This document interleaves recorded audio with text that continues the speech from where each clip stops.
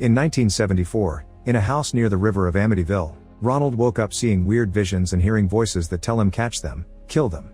When the clock struck 3:15, Ronald loaded his weapon and began going from room to room shooting his entire family. Jody heard the shots and tried to hide in the closet with her favorite bear, but Ronald found her anyway and shot her after telling her he loved her. This is a real case that appeared on the news back then and shook the entire nation, especially when Ronald said that the house told him to do it.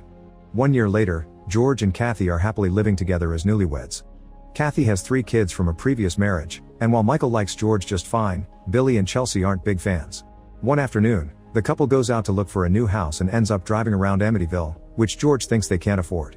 Kathy doesn't care, and as soon as she sees the beautiful house near the river, she calls the realtor for a visit. The house is huge, and George can't understand why its price is low. Kathy notices a black stain on the ceiling but doesn't think much of it, and George must admit he likes the boathouse outside because he has a speedboat. There are some weird noises in the corridor that the realtor hears and chooses to ignore while the couple looks around the house, but when they make it to the basement, she refuses to go down there. The couple does go, and George finds a clock stuck at 3:15. Once the tour's done, Kathy convinces George to get the house even if they have to eat less for a few months since the deal is amazing. George is hesitant, yet he accepts, but only after asking the realtor where the catch is.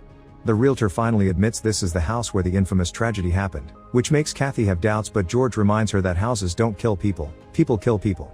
Some days later, the family moves into the house and has a wonderful first date together, recording the whole process. In the evening, George starts to feel cold, and while Kathy doesn't feel it, he still goes down to the basement to throw more wood into the furnace. There are some weird noises that he at first thinks come from the clock radio, but it isn't even connected. Then he discovers it's just the wind going through the air vent. When George returns to bed, he and Kathy begin getting busy, but George gets distracted when he sees Jody's ghost in the room. It disappears in seconds, but George now doesn't feel well and ends their activities for the night. The next morning, George wakes up with an awful cough. Kathy hears Chelsea talking to someone, and when she checks on the kid, she finds her alone. Assuming it's an imaginary friend, Kathy plays along, but Chelsea can truly see Jody's ghost living in her closet. She's also made a picture of Ronald, but she doesn't tell Kathy who it is because Jody asked her to keep the secret. While George is outside chopping wood, Michael approaches him with a weird metal object that he found in the basement. George snaps at him and forbids him from going down there because it'll be his office, but he quickly apologizes with a hug for his reaction. Moments later, George and Kathy suddenly hear Billy's dog Harry barking like crazy, and they follow the noise to find Chelsea dangerously standing on George's speedboat with a balloon in hand. It takes a few tries from her parents to make her snap out of it, and once they've dragged her away from the water, Chelsea explains Jody only wanted to see the boat. The family returns to the house then, and George makes sure to put a lock on the boathouse. In the evening, strange noises wake Michael up. He wants to go to the toilet, and since Billy won't wake up to go with him, he tries to be brave and goes alone. As soon as he reaches the hallway, he looks through the window and notices the boathouse is open, so he rushes to the bathroom in fear. After peeing, he tries to wash his hands, but the water won't come out from the tap. Suddenly, a creepy ghost appears next to Michael, causing the tap to start dripping blood. Terrified, Michael runs back to his bed while all around the house, furniture and windows move on their own. At that moment, George hears a shot and runs out of the bedroom to check on the boys, unaware that blood is now dripping from a light switch. In the boys' bedroom, George is shocked to see himself standing next to the bodies of the kids, and this creepy version of himself tries to end things for himself as well. Suddenly George wakes up and discovers it was all a nightmare happening at 3:15. He gets out of bed to close the window and notices the boathouse is open. There's also a balloon coming out of it. Thinking Chelsea may be inside again, George runs to the boathouse and finds Harry barking at some bubbles in the water. George immediately dives in, but there's nothing down there. Now Harry's barking outside, and when George follows him, he discovers Jody's face on the window, which quickly moves to then appear next to Chelsea. George runs inside to double check only to find Chelsea peacefully sleeping. He then checks the closet, where he doesn't see Jody being held against the roof by creepy hands. George does find Jody's bear and decides to leave it in the bed with Chelsea. The next morning, George is down in the basement watching Harry trying to dig at a hole in the wall, which has a mysterious stain on its wood. When Kathy checks on him, George explains this is the only warm place in the house because someone keeps opening the windows. He also explains Harry woke him up, and when he mentions the boathouse, he reveals he found the lock keys in Billy's room, so he thinks it was all a prank because Billy doesn't like him. 2 weeks later, George keeps asking Billy for an apology, but Billy refuses to take the blame for something he didn't do. While Kathy's in the kitchen, the magnets on the fridge move on their own to spell catch them and kill them. Then she hears the sound of someone running behind her, and when she turns around, she discovers the creepy message. Worried, she goes looking for George, but when she returns and finds him drinking milk, the message is gone, thus she blames it on her imagination. In the evening, George and Kathy are going out on a date. Billy doesn't want a babysitter, but he quickly changes his mind when Lisa arrives and he sees how attractive she is.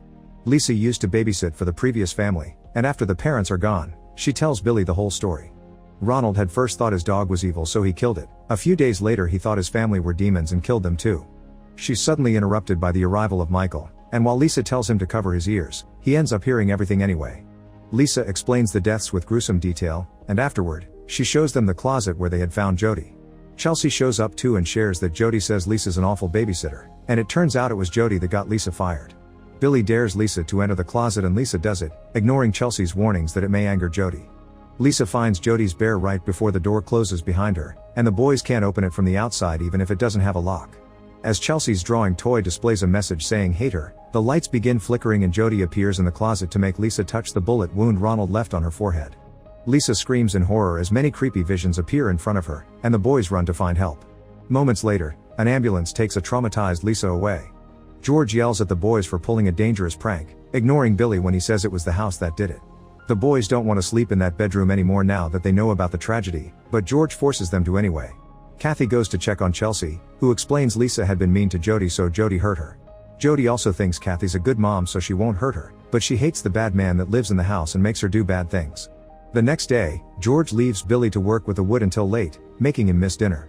Kathy thinks George is taking the discipline too far, but he thinks Billy needs a father's strict hand. Later, while George is working on fixing the basement, he hears Billy and Michael's voices coming from the vents, chatting about what a twat he is. He also can hear a voice telling him to catch them, kill them, and when George touches the wall with the hole, he suddenly finds himself in a room filled with weird tables with taps on their sides that drop blood on the floor. One of the tables has a body on it, and when George checks it out, he sees himself saying kill them. Once the vision is over, George runs to the bathroom to throw up. When he tries to take a bath to relax, suddenly two arms appear in the water and try to make him drown. He struggles against the hold, yelling until Kathy finds him and helps him out. The next day, Kathy takes George to see the doctor, who can't find anything wrong with George physically.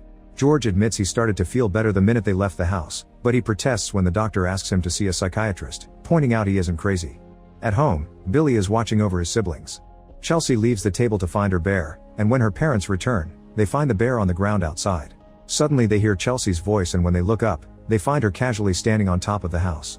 While George takes his ladder, Kathy runs inside to take the stairs and climb out the window to then follow Chelsea. Chelsea explains she must go with Jody, but Kathy manages to grab her just in time. Unfortunately, Kathy begins to slip, so George leaves the ladder and runs to catch Chelsea right when she falls. Moments later, Kathy yells at Chelsea for doing something so stupid, making her cry when she says Jody isn't real. Chelsea replies Jody was going to take her to see her dad, making Kathy think her daughter is reacting badly to grief. George overhears all this and says this is a wacko family before grabbing all his things from his bedroom and moving to the basement. Sometime later, Kathy goes to see Father Calloway to share her worries over something evil possibly living in the house, and the priest isn't surprised to hear she's living in the house of the tragedy. Meanwhile, George is chopping wood and making Billy hold the logs even if he's scared about having the axe so close to his limbs. When Billy begins to cry, George threatens him into behaving. In the evening, George is in the basement watching the tape of their moving day. Suddenly, he sees Billy's face getting all demonic, and thinking his mind is playing tricks, George decides to go to sleep. At 3:15, he wakes up again when he hears the voices telling him to kill them, so George leaves the basement and finds all the house doors open. Harry is in the boathouse barking again, thus George grabs his axe and goes to check. As soon as he enters, George is attacked by a creepy zombie-like creature and he immediately defends himself with his axe. It isn't until the creature's dead that George realizes he's actually killed Harry. After hiding the body, he proceeds to clean the blood off the floor. The next morning, George can't stop the guilt from weighing on his mind. Kathy tries to tell him they should leave the house, but George refuses as he holds her hand to the point of hurting her. An argument begins that makes George yell at Kathy, only to be interrupted by the boys coming to ask about Harry. George tells them Harry probably ran away, ignoring Billy when he responds their dog never does that. In the afternoon, Father Calloway comes to exorcise the house and notices Chelsea holding Jody's bear, so he tells Kathy in private that Jody had been buried with that bear and it shouldn't be here. When Calloway begins working, all the doors around him close on their own, and a noise begins coming out of the vent. Calloway checks it out and is suddenly attacked by a huge swarm of flies until the doors open again. Terrified, the father runs out of house and ignores Kathy's pleas for help as he gets in his car to drive away. When Kathy turns around, she bumps into George, who reminds her she's got him. When night falls, George can't sleep because he keeps hearing the voices and Harry's barking.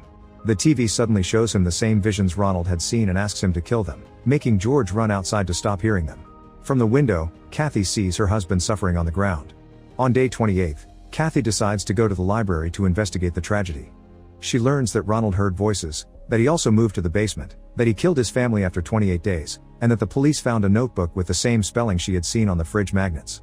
Afterward, she researches the house and learns a reverend built it under the pretense to take care of the Native Americans when actually he abused them through various methods, including the weird contraption Michael had found in the basement.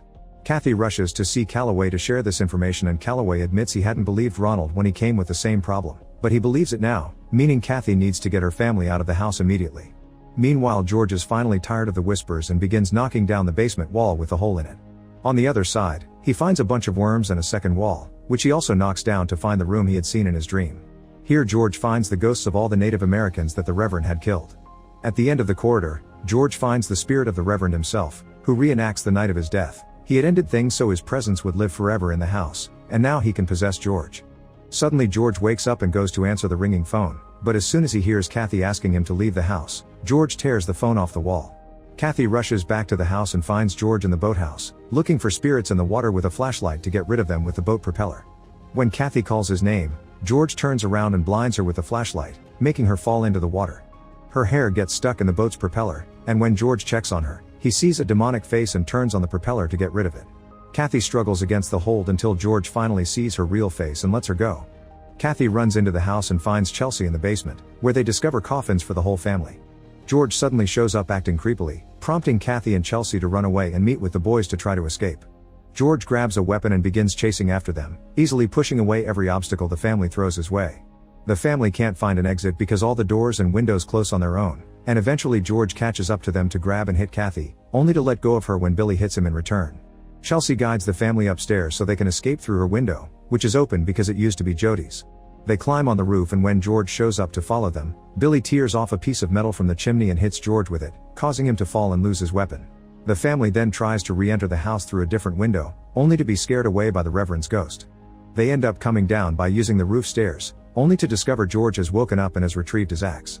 He grabs Billy and gets ready to kill him because he still sees him as a demon, but he's suddenly stopped by Kathy, who is now threatening him with his own weapon.